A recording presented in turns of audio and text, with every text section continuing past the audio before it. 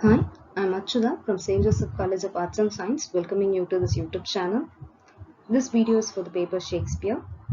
Here in this video, we'll see about the sonnet 60 by Shakespeare. About the sonnet, this sonnet quite effectively expresses the theme of time as we discussed in the previous sonnets too. Here too, the theme is particularly time. And the poet asserts the triumphant nature of his art when he says that his very word would stand in spite of time's cruel hand. So that is the main theme of this sonnet. We'll straight away move on to the sonnet. Sonnet 60, a very simple as well as most effective sonnet written by Shakespeare is here. He just starts with a comparison. Like as the waves make towards the pebbled shore, so do our minutes hasten to their end, each changing place with that which goes before, in sequent toil, all forward to content. Nativity, once in the main of light, crawls to maturity, wherewith being crowned, crooked eclipses against his glory fight, and time that gave doth now his gift confound. Time that transfixed the flourish set on youth, and delves the parallels in beauty's prove, feeds on the rarities of nature's truth, and nothing stands but for his sight to move, and yet to times and hope my verse shall stand praising thy worth despite his cruel hand.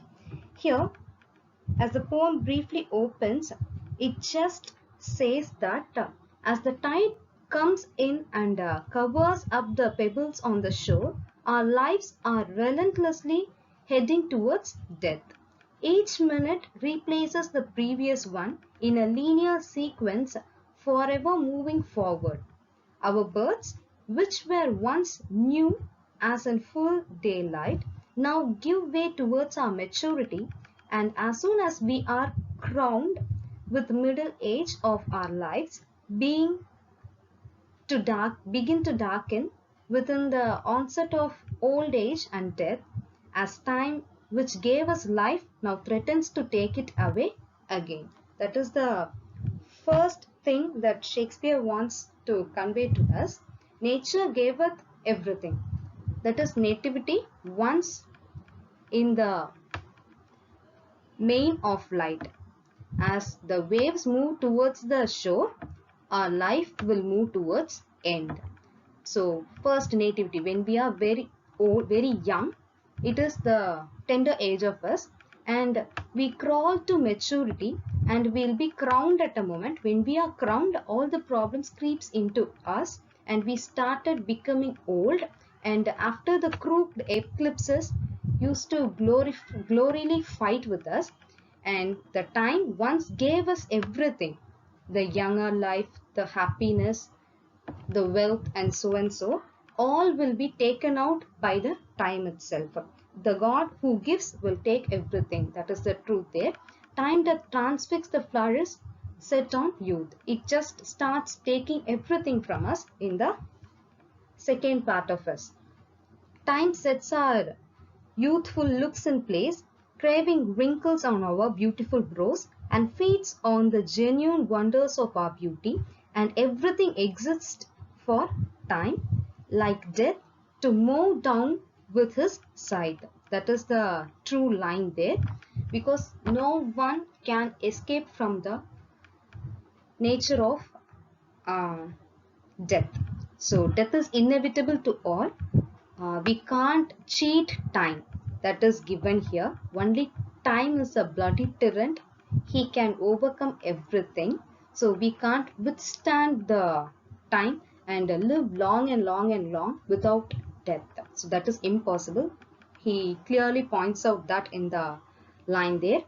And next one is what he wants to say is, and yet my verse will stand the test of time and will survive into the future to praise your beauty despite time's cruel hand waiting to destroy my poems too. What Shakespeare says here is, and yet to times in hope, my verse shall stand, praising thy worth despite his cruel hand. That is the end of the poem.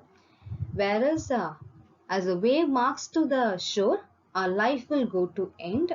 We'll start with younger life, and after some years we'll be crowned. After some years we'll be crowned.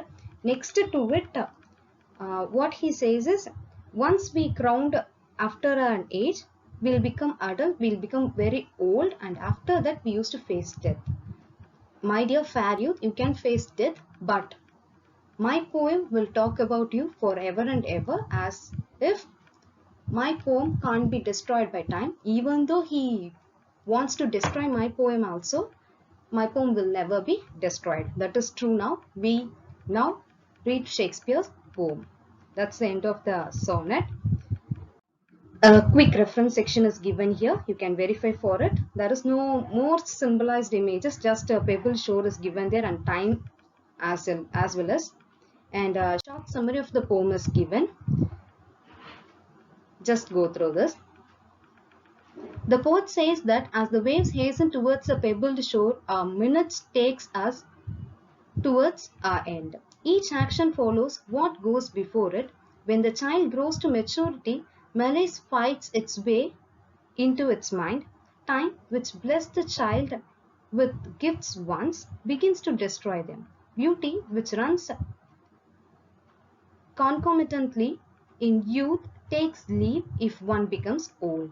Every aspect of life is liable to be moved by time's side, but time will not have its impact on Shakespeare's verse. His poetry will last long and preserve his friend's beauty against the onslaught of time. That's the end of the sonnet. Thanks for watching.